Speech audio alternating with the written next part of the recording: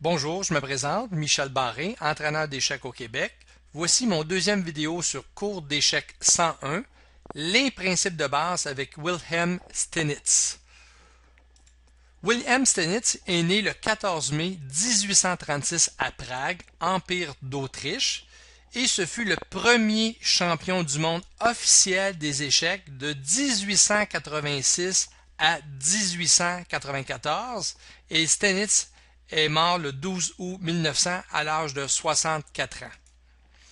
Steinitz est considéré comme le père des échecs modernes. C'est vraiment le génie du jeu positionnel. Il a étudié scientifiquement le jeu d'échecs pour en dégager les règles de stratégie. Et puis Wilhelm Steinitz a approfondi les thèses de Philidor sur les pions et leur structure. Puis il devint un spécialiste des gains de pions qu'il transformait en victoire en finale. Pour Steinitz, automatiquement qu'il y avait un pion de plus, c'était assez pour lui pour gagner la partie.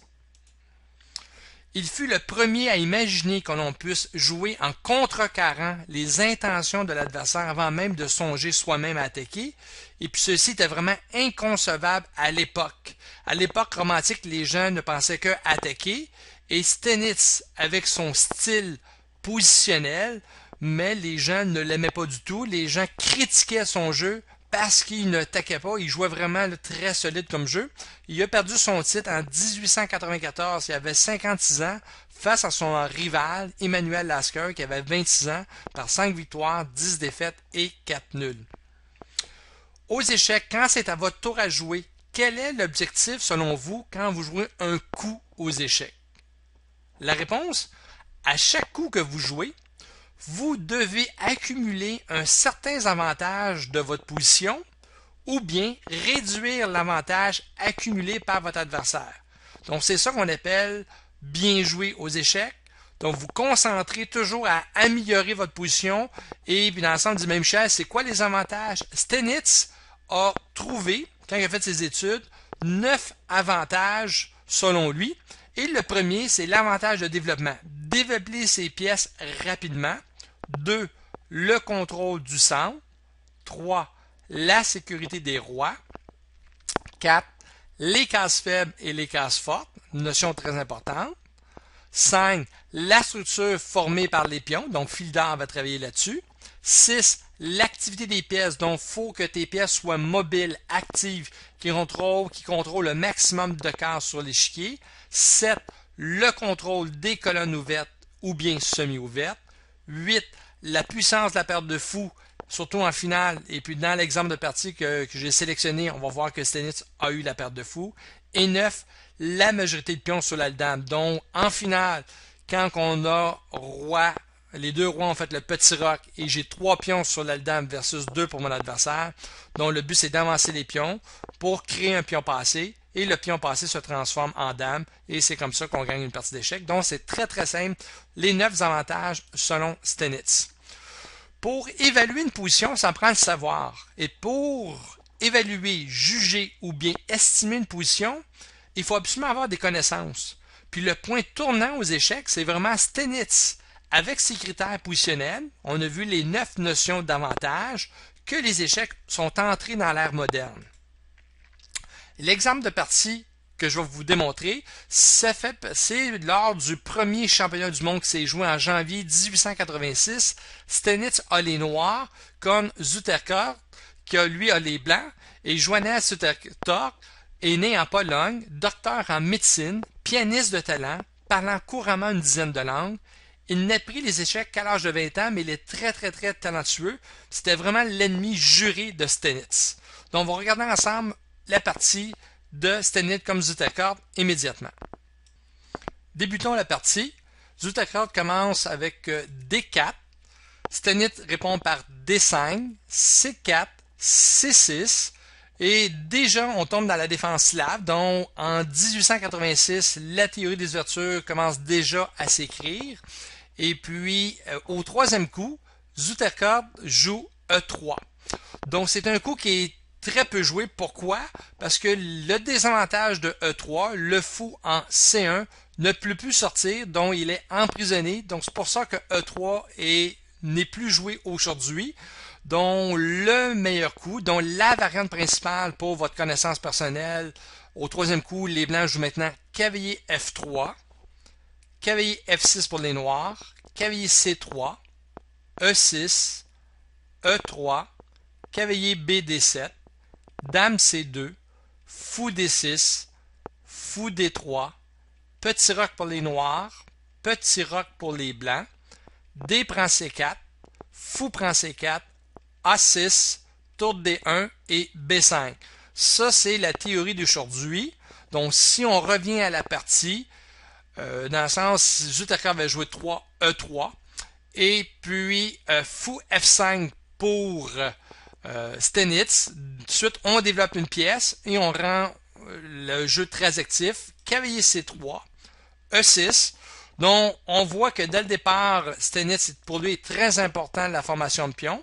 Et si jamais le pion prend le pion, si le pion C prend le pion en D5, mais les noirs vont reprendre avec le pion E et ça donne vraiment une bonne structure de pion pour les noirs. Donc Stenitz a étudié la structure de pion de Philidor. On voit que c'est très solide comme jeu. On joue E6 après que le fou soit sorti en F5. Donc cavalier F3, cavalier D7. C'est sûr que c'est pas la variante principale d'aujourd'hui. Aujourd'hui, les noirs préfèrent jouer cavalier F6, cavalier H4, fou G6, cavalier prend G6 et H prend G6, donc qui est la variante principale. Si on revient à notre partie de championnat du monde en 1886 sur cavalier D7, A3, fou D6, on place les pièces pour qu'il soit le maximum actif, donc c'est Stenitz qui le dit dans ses découvertes sur les avantages. C5, et tout de suite, on joue un coup de pion, attaque le fou, et tout simplement, les noirs répliquent en jouant fou C7 et B4. Donc, la structure de pion des blancs, on voit que la structure prend beaucoup d'espace à l'aile dame, contrôle un avantage d'espace, donc c'est tout à fait normal que les blancs suivent la structure de pion, donc attaquent sur l'aile dame. Et quand l'adversaire, au niveau des principes de base, quand ton adversaire t'attaque à l'aile dame, qu'est-ce qu'il faut faire? Il faut faire comme Stenitz, il faut attaquer en plein centre E5. Ici, je joue fou E2. Normalement, il faut essayer d'ouvrir le jeu, pas enfermer, parce que c'est sûr que les noirs auraient pu fermer. Mais même Stenitz joue cavalier G6, décide le développement des pièces. Et également de même, Zukertok joue fou B2. Donc, l'importance du développement des pièces, donc c'est un principe de base, on développe et immédiatement ici, Stenitz ferme la position. Donc à son tour, si on regarde maintenant, les pions nous indiquent quel côté attaquer. Donc on attaque sur l'aile roi. Donc le fou en C7 également attaque sur le côté de l'aile roi. Le fou également, on est tout indiqué, on est tout bien placé. Donc, la stratégie, le plan des noirs, c'est d'attaquer à l'aile roi. Pourquoi? Parce que les pions des blancs sont très avancés sur le côté de la dame. Donc, les blancs, s'ils font le grand roc, le roi va être à découvert. Donc, c'est tout à fait normal que Stenitz ferme la position, très positionnelle, attaque le cavalier. Et ici, les blancs jouent cavalier D2. Et quand le centre est fermé, on a vu que quand le centre est complètement fermé, le roi peut rester au centre, il n'y a pas de danger. Et comme Stenitz s'attend que les blancs font le petit roc, commence immédiatement à attaquer avec H5. Donc, il y a une très bonne décision. H3. Donc, maintenant, qu'est-ce qu'on regarde la position? Donc, on sait que les noirs vont attaquer à l'aile roi. Et qu'est-ce qui est non protégé? C'est le pion G2. On s'attend que les blancs roquent. Donc, la stratégie, le plan pour les noirs, quand le jeu est fermé, donc, faut placer les pièces au bon endroit. Donc, le cavalier ici, en D7, va jouer en F8 pour jouer en G6, jouer en H4 pour attaquer le pion en G2. Donc, quand le jeu est fermé, il faut prendre notre temps, bien positionner. Stenitz sait où est-ce qu'il s'en va. Je vais attaquer la faiblesse en G2. Et les blancs, eux, comme ils ont poussé les pions à l'aile dame, vont attaquer à l'aile dame et c'est toujours le premier qui arrive qui gagne. Cavalier F8, donc comme on a mentionné, ça va super bien, on joue le plan. A4, les blancs respectent la formation des pions d'attaquer à l'aile dame. Cavalier G6, B5, dont les deux suivent leur plan, tout va très bien. Cavalier H4, G3, attaque le cavalier. Et ici, c'est important de prendre une décision. Qu'est-ce que je fais avec mon cavalier? J'ai créé une faiblesse. Les blancs ont des faiblesses. Il y a un trou en G2. Est-ce que je recule ou bien j'avance?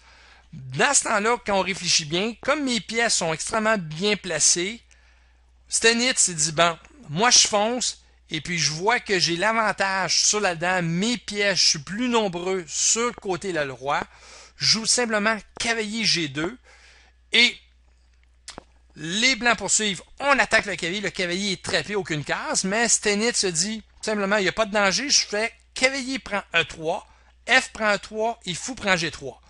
Donc, quand vous avez un avantage de pièces, j'ai vu plus une concentration de force sur le roi que votre adversaire, on vient complètement de démolir la structure de pion. Le roi, on a vu, c'est important, la sécurité du roi. Donc, maintenant, le roi blanc est en danger. Et puis, l'avantage, on a également là beaucoup d'espace. On a des pièces, le fou, le cavalier, la dame va rentrer. Et puis, les noirs vont attaquer constamment, mettre de la pression. Et quand tu as l'initiative, donc c'est beaucoup plus facile à jouer que si on se défend. Donc, quand vous jouez défensivement, la majorité du temps, c'est le défenseur qui fait des erreurs parce que c'est très difficile de bien jouer, de contrer toutes les attaques de son adversaire. Donc, roi G2.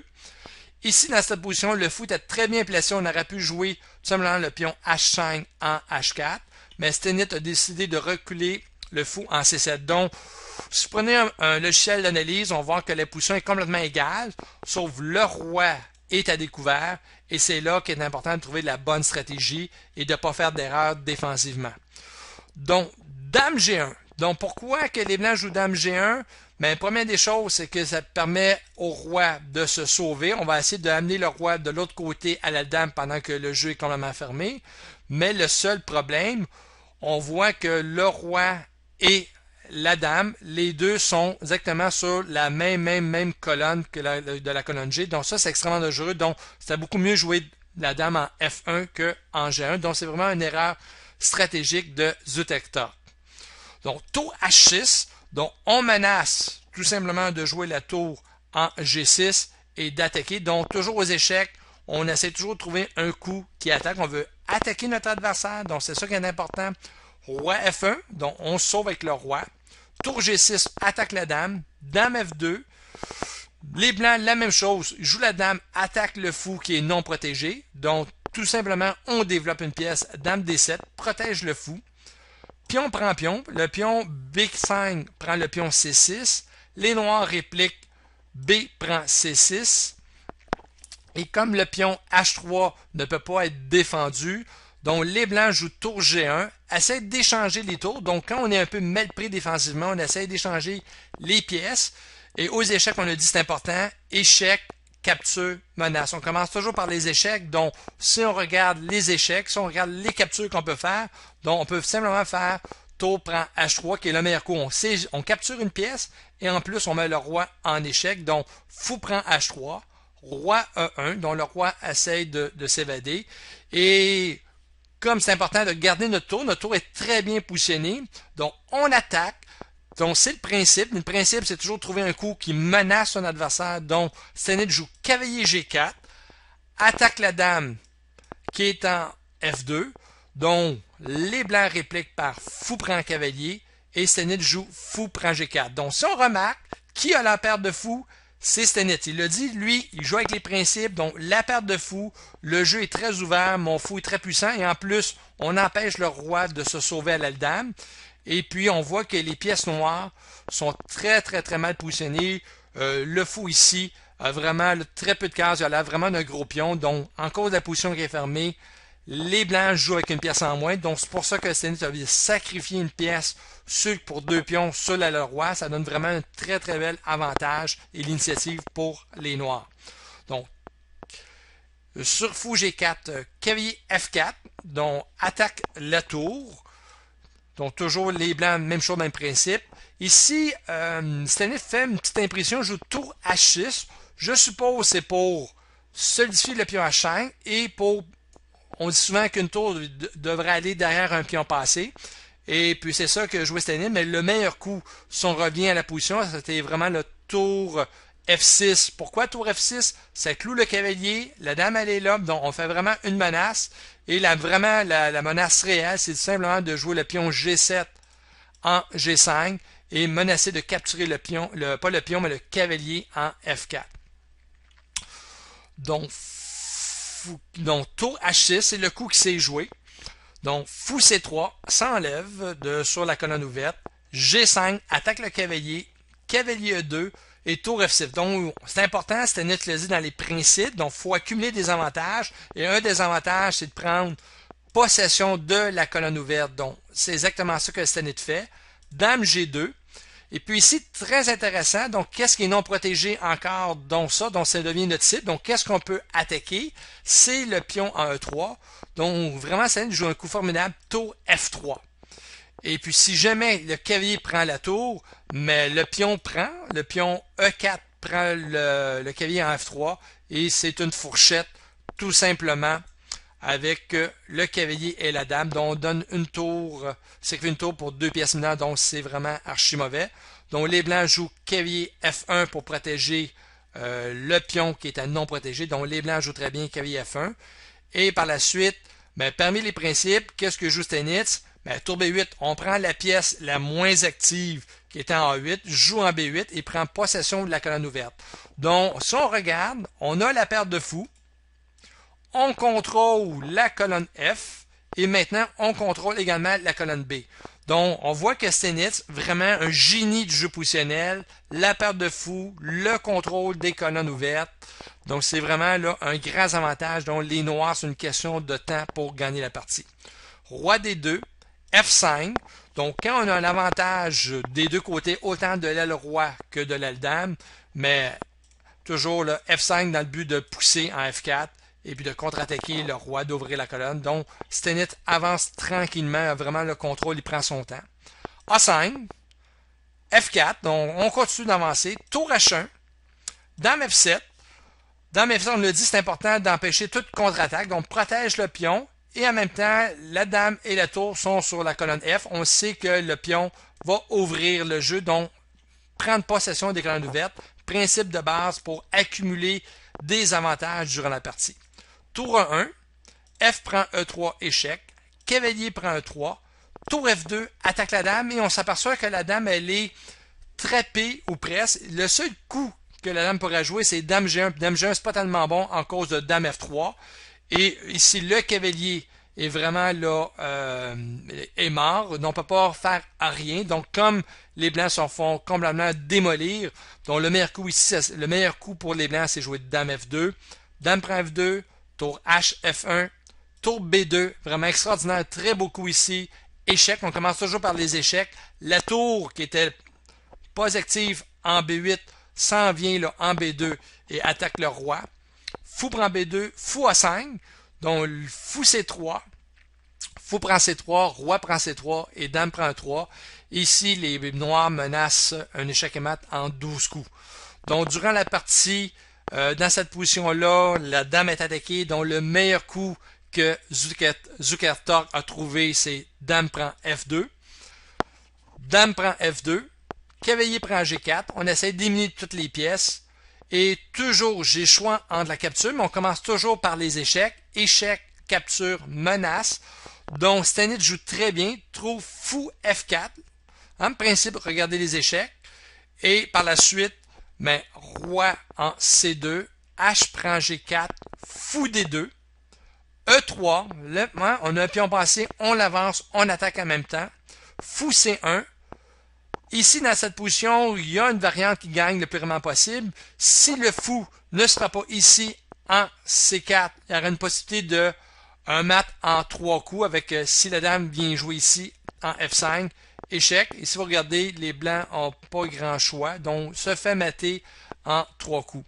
Donc, au lieu de jouer fou C7 qui aurait été le meilleur coup, les noirs ont joué dame G2. Et les blancs ont répliqué par roi C3, roi D7. Donc, on veut absolument, c'est que ici, les blancs menaçaient de rentrer la tour en H8. Donc, les blancs jouent dame D7, sûrement en E6 et cacher leur roi ici en F5. Donc, qui est vraiment là une très belle case pour mettre son roi en sécurité, qui est un principe de base. Donc, roi D7, on joue, tour H7 échec, roi E6, tour H6 échec, roi F5, maintenant le roi est en sécurité, fou prend E3, fou prend E3, tour F1 et fou F4. Ici, les blancs abandonnent parce que les noirs menacent un échec et mat en 9 coups, dont Zutaka abandonne la partie. Et puis, c'est une vraiment très belle partie qu'on a vu pratiquement tous les principes de base que Stenitz a écrit. Donc, accumuler des petits avantages coup après coup et développement rapide, les pièces bien positionnées, prendre possession des colonnes ouvertes, toujours attaquer son adversaire. Donc, vraiment une très belle partie. Et Stenitz, on peut dire qu'il est vraiment un génie du jeu positionnel. Donc, on se revoit dans une prochaine vidéo avec la